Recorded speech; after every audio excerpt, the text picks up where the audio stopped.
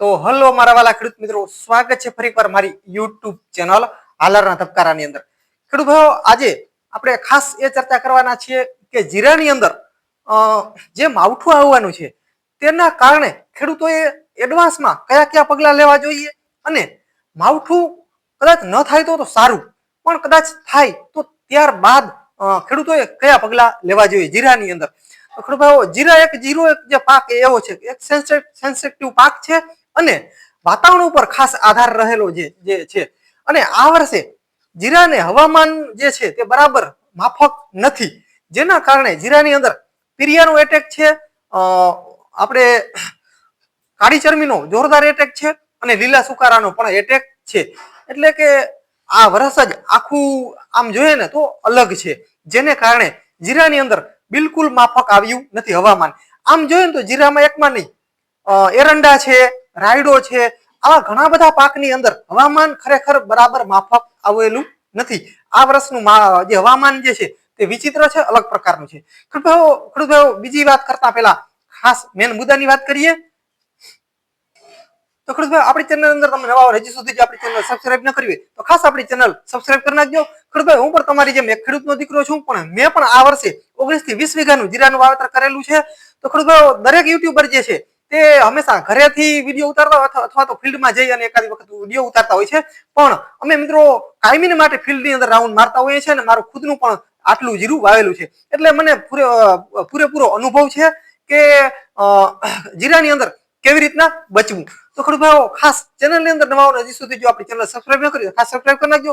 ખેડૂત ભાઈ, video like આપશો, સાઈડમાં હાઈપનું નિશાન આવશે જે દબાવવાનું ભૂલશો નહીં, જેથી કરીને અમારી ચેનલને ક્યાંક ને ક્યાંક ગ્રો મળતો રહે. ખેડૂત ભાઈ, હું પણ કોઈ એવો યુટ્યુબર કે એવું કઈ નહીં સમજવાનું. ઘણા ખેડૂતો મને સાહેબ કહે છે, મને સાહેબ નહીં કહેવાનો. હું પણ એક ખેડૂતનો દીકરો છું અને કાયમી માટે ખેતી કરું છું, એટલે ખાસ ધર્મેન્દ્રભાઈ કહેશો તો ચાલશે, કોઈ પ્રોબ્લેમ નથી.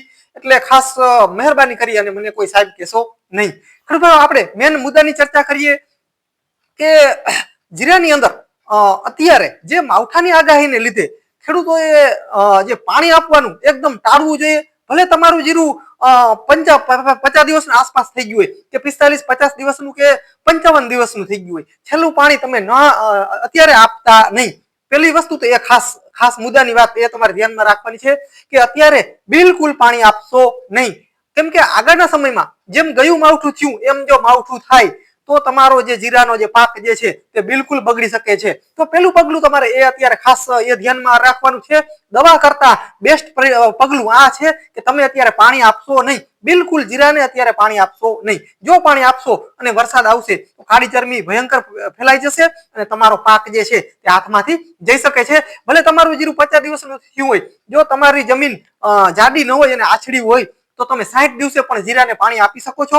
હવામાન સારું વરે, એકદમ ઉગમનો પવન વરે, ભૂરનો પવન વરે, ગુલાબી ઠંડીની શરૂઆત થાય, જોરદાર ઠંડી વરે, ત્યારે જ પાણી આપવું. બાકી પેલા જો પાણી આપશો તો તમને એમ થશે કે પેલા પાણી નહીં આપીએ અને આગળના સમયમાં પાણી આપશું તો જીરાને દિવસો વધી જશે. ના ખેડૂત ભાઈઓ, અત્યારે જો તમે ભૂલ કરશો તો તમારું જીરું જે કંઈ થવાનું હશે ને, થોડું ઘણું પાણી નહીં મળે ને તો કદાચ થોડું ઘણું જીરું થશે, પણ જો તમે પાણી આપશો અને ગયા માવઠામાં જે પ્રોબ્લેમ આવ્યો, પાણી આપ્યા પછી ઝાકળ આવી અને ઉપરથી માવઠું પડ્યું, જેથી કરીને જીરાને મિત્રો પછી આપણે હાથમાં લેવું એ બહુ મુશ્કેલ છે. અને આ વર્ષનું જે હવામાન જે છે તે બિલકુલ અનુકૂળ નથી જીરાને, જેના કારણે આવતા 2026માં ખેડૂત ભાઈઓ, જો તમે જીરા સાચવી લેશો તો ભાવમાં પણ સારું રહેશે. એટલે ખાસ ખેડૂતોને મારી ભલામણ છે કે જીરાને અત્યારે પાણી આપશો નહીં. હવે ખેડૂત ભાઈઓ, ખાસ તો ખેડૂત ભાઈઓ, જો માવઠાની વાત કરીએ તો માવઠું સૌરાષ્ટ્ર કચ્છની થોડી ઘણી આગાહી છે, પણ બીજી જગ્યાએ પણ માવઠું વરસી શકે છે. આમાં કંઈ કહી શકાય નહીં. હવામાનની આગાહી પ્રમાણે આમ જોઈએ તો 20 તારીખથી લઈને 25-26 તારીખની વચ્ચે ગમે ત્યારે માવઠું થઈ શકે છે અને ન પણ થાય, થોડા ઘણા છાંટા પણ પડે, પણ માવઠાની આગાહી છે. પણ જીરાને મિત્રો કદાચ વાતાવરણ જે છે તે આમ કાતરા જેવું થાય ને, એટલે કે વાદળછાયું થાય ને, તો પણ જીરાની અંદર કાળી ચરમી બેસવાની શક્યતા રહેલી હોય છે. તો ખેડૂત ભાઈઓ, જીરાને માવઠા પહેલા હવે આપણે એડવાન્સમાં શું કરી શકીએ? તો ખેડૂત ભાઈઓ, તમે એક આ જે છે પાછલા અઠવાડિયાની અંદર, એટલે કે 7-8 દિવસની અંદર જો તમે જીરાને પાણી આપ્યું હોય અને જીરા જે છે તે ક્યાંક તમારા જીરા જે પીરાશ ઉપર હોય, એટલે કે પીરિયા જેવું હોય, થોડોક પીરાશ હોય, જો પીરિયો જે છે ને એ પણ અલગ છે અને થોડું ઘણું જે પાણીથી જે ભેજના હિસાબે પીરાશ મારતું હોય ને એ પણ અલગ છે. પીરિયા માટેની મિત્રો ખાસ સ્પેશિયલ ખરેખર પીરિયા માટેની પણ દવા નથી અને 100% રિઝલ્ટ પીરિયામાં કોઈ પણ દવા છાંટી લ્યો તમને મળશે નહીં. હવામાન સુધરશે ને અને તમે દવા છાંટી હશે ને એટલે તમને એમ થશે કે સારું એવું રિઝલ્ટ મળ્યું, પણ ખરેખર પીરિયાની અંદર પણ બેસ્ટ રિઝલ્ટ મળતા નથી. તો જે ખેડૂતોએ પાણી આપ્યું હોય અને થોડું ઘણું જીરા જે છે થોડા ઘણા પીરાશ મારતા હોય એવા ખેડૂતોએ શું કરવું, અઠવાડિયા દિવસની અંદર પાણી આપ્યું હોય અને તમારું જીરું સહેજ પીરાશ મારે છે તો તેવા ખેડૂતોએ આપણે જે માવઠાની આગાહી પેલી વસ્તુ તો એ માવઠાની આગાહી પહેલા તમારે કાળી ચરમીનો સારો એવો રાઉન્ડ મારી દેવાનો, બરોબર છે. જો તમારા જીરાની અંદર કાળી ચરમીની શરૂઆત ન થઈ હોય તો તમે ગેલેલિયો અથવા તેની સાથે આપણે જે ટાટાની જે એર્ગન આવે છે તે પણ વાપરી શકો છો. બેમાંથી એક વાપરવાની, બે નથી વાપરવાની. ટાટાની એર્ગન અથવા તો ગેલેલિયો. તેની સાથે તમારે ટ્રાયસાઇક્લોઝોલ વાપરવાનું છે અને તમારું જીરું હમણાં મેં તમને જેમ કીધું કે 7-8 દિવસની અંદર તમે પાણી આપ્યું હોય, તમારી જમીન ભેજવાળી છે અને થોડું ઘણું પીરાશ નાખે છે તો શું કરવું તમારે મિત્રો, તેની અંદર સલ્ફર અચૂક વાપરવાનું છે. તમારું જીરું થોડું ઘણું પીરાશ મારતું હોય તો તમારે સલ્ફર અચૂક વાપરવાનું છે. અને આ મિત્રો પગલા જે થયા તે વરસાદ પહેલાના છે તો આટલું જ તમે કરી જ નાખજો. ટ્રાયસાઇક્લોઝોલ, ટાટાની એર્ગન અને સલ્ફર. હવે તમે 2-4 દિવસની અંદર પાણી આપ્યું છે, તમારું જીરાને 2-4 દિવસની અંદર પાણી આપ્યું છે તો તમે મિત્રો, જો તમારું જીરું જે છે તેની અંદર પાણી હમણાં નથી આપ્યું તો તમારે છે ને 80% સલ્ફર આવે ને તેનું છંટકાવ કરી શકો છો. સલ્ફરથી તમારું જીરું જે છે તે જે બપોરના સમયમાં જે આમ વાકું વળી જાય છે ને તે વાકું પણ નહીં વળે. ટ્રાયસાઇક્લોઝોલ જે છે તે પણ જીરાને વાકું વળવા દેતી નથી, એટલે આ બંનેનો છંટકાવ કરવો જરૂરી છે. પણ જો તમારે જીરાની અંદર માવઠા પહેલા કાળી ચરમીનો અચૂક છંટકાવ કરવાનો છે. અને બીજી વસ્તુ કે સલ્ફર જો તમે નાખો, તમારું જીરું થોડું કારું હોય અને બહુ વાંધો ન આવતો હોય તો તમારે 80% સલ્ફર જે છે તે જે આપણે જે એગ્રોવાળા ભલામણ કરે તેથી થોડુંક પ્રમાણમાં ઓછું નાખવાનું પણ વાપરવાનું સલ્ફર, કેમ કે આગળના સમયમાં માવઠાની આગાહી છે. હવે જે ખેડૂતોને જમીન ભીની છે અને ભેજવાળી છે અને પાણી હમણાં જ આપ્યું છે અને તમારું જીરું થોડુંક પીરાશ મારે છે તો તમારે 55% પ્રવાહી સ્વરૂપમાં જે સલ્ફર આવે છે, 55% જે આવે છે સલ્ફર, જેને ખેડૂતો રગડા તરીકે પણ ઓળખતા હોય છે, તો આનો ઉપયોગ કરી શકે છે. 55% આવે છે. આ મિત્રો જે છે તે જીરાની અંદર જે ભેજ જે છે, જે પીરાશ જે છે તે જલ્દી ખેંચે છે અને જીરાને જે બપોરના સમયમાં જે વળે છે તે વળવા દેશે નહીં, જીરાને કડક કરશે અને જે ભેજ જે છે તે શોષવાનું મોટું કામ કરશે. એટલે કે આ જે મેં તમને કીધું તે આપણે જે મેં તમને કીધું કે માવઠા પહેલાનું છે, તો માવઠા પહેલા તમે આટલું કરી શકો છો જીરાને. હવે કદાચ માવઠું થયું ત્યારબાદ શું કરવું, તો માવઠા પછી પણ તમારે મેં તમને જે કીધું એ જ તમારે કરવાનું છે, બીજું કાંઈ કરવાનું નથી. મેં જે તમને કીધું કે માવઠા પહેલા જે તમને જે કીધું એ જ કરવાનું છે.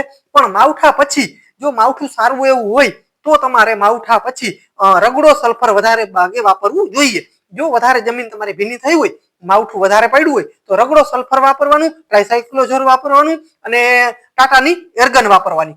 પણ મિત્રો આમાં તમને એ પણ ખાસ જણાવી દો, M45 પણ નાખજો અચૂક. M45 અચૂક વાપરજો. તમારું જીરું જે છે તે 60 દિવસ આસપાસ હોય તો M45 અચૂક વાપરજો. પહેલા પણ વાપરજો અને માવઠા પછી પણ વાપરવું જરૂરી છે, જેથી કરીને એ પણ જીરાને ક્યાંક ને ક્યાંક ઝાકળમાંથી ફંગીસાઇડ જે દવા જે છે તે ઝાકળમાં ઘણો બધો ફાયદો કરે છે અને માવઠામાં પણ થોડો ઘણો ફાયદો કરશે. બીજી વસ્તુ ખાસ તમને એ જણાવી દઉં કે જીરાની અંદર માવઠું થયું, વધારે પ્રમાણમાં માવઠું થયું અને તમારા જીરાની અંદર અત્યારથી જ કાળી ચરમીની શરૂઆત છે તો તમારે શું કરવું, માવઠું થાય તો તમારે શું કરવું, તમારું જીરું જે છે તે 70 દિવસ આસપાસનું થઈ જશે. જો તમારે અત્યારે જો કાળી ચરમી હશે ને તો, કેમ કે 45 દિવસ પછી હંમેશા કાળી ચરમીની શરૂઆત આ વર્ષે થઈ છે. એટલે કે ખાસ જો કાળી ચરમી અત્યારથી જ તમારે આવી હોય તો તમારે મિત્રો માવઠું થાય ને એટલે કાંઈ નહીં કરવાનું. એક જ વસ્તુ ખાસ ધ્યાન રાખવાની, જો તમારા જીરાની અંદર અત્યારે જ કાળી ચરમી હોય તો તમારે જટાયું લઈ લેવાનું છે. કોરોમંડલનું જટાયું, રગડો સલ્ફર અને ટ્રાયસાઇક્લોઝોલ, આ મિત્રો જે વસ્તુ છે અને આપણે M45 ઇન્ડોફેલનું આવે કે કોઈ પણ સારી કંપનીનું લઈ લેવાનું, UPL નું છે, કોઈ પણ સારી કંપનીનું લઈ લેવાનું. આપણે કંપની હારે કાંઈ ખાસ લેવા દેવા નહીં, પણ સારી કંપનીનું વાપરવાનું બને ત્યાં સુધી, બરોબર છે. તો આ વસ્તુનો છંટકાવ તમે કરશો ને એટલે તમારા જીરાની અંદર સારી મિત્રો એવી ચમક આવી જશે અને તમારું જે જીરું જે છે તે કાળી ચરમીથી બચી શકશે. પણ જટાયુ જે દવા જે છે તે મિત્રો તમારા જીરાની અંદર કાળી ચરબી હોય તો જ તમારે મારવાનું છે, બાકી કાળી ચરબી ન હોય તો તમે ટાટા એર્ગોનનો છંટકાવ અચૂક કરી શકો છો.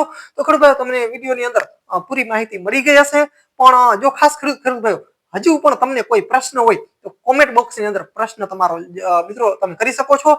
મિત્રો અમારા સમયે તમને અચૂક જવાબ દેશું. તો ખાસ ખેડૂત ભાઈઓ આજના વિડીયો અંદર આટલું જ. વિડીયો બહુ લાંબો થતો જાય છે.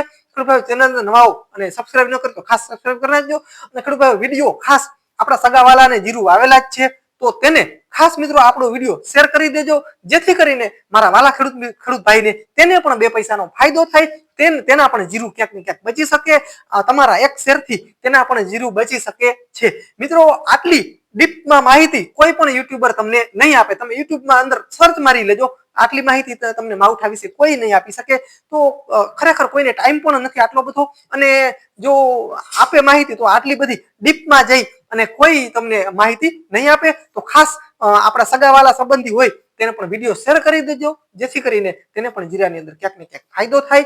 અને મિત્રો ખેડૂતને મિત્રો 2 પૈસાનો ફાયદો થાય ને તો ખરેખર મારા દિલને ખરેખર આમ શાંતિ થાય છે, અને મને મજા આવે છે કે ખેડૂતના દીકરાને, કેમ કે હું એક ખેડૂતનો દીકરો છું અને ખેતી કેમ થાય છે ને એ હું સારી રીતે જાણું છું. અત્યારના ખર્ચા અને જે મિત્રો જે મહેનત જે છે ને એ મહેનત ક્યાંય નથી, અને જે ગુમાવે ને તો ખેડૂત જ ગુમાવી શકે આટલું બધું, બાકી કોઈની તાકાત નથી કે આ સહન કરી શકે.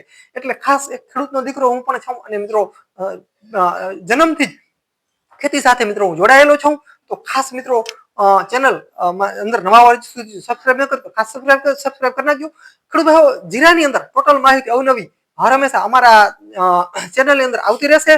અને મિત્રો જીરુના અવનવા ભાવ વિશે મિત્રો ટોટલ માહિતી આવતી રહેશે. ક્યારે જીરું વેચવા, ક્યારે ન વેચવા, ભાવ આગળના સમયમાં કેવા રહેશે, નહીં રહે, કેવા ભાવ થશે, મિત્રો ટોટલ માહિતી અમારા યુટ્યુબ ચેનલના માધ્યમથી ખેડૂતો સુધી હર હંમેશા પહોંચાડવાની કોશિશ કરીએ છીએ. તો ખેડૂત ભાઈ બસ વિડીયોની અંદર આટલું જ.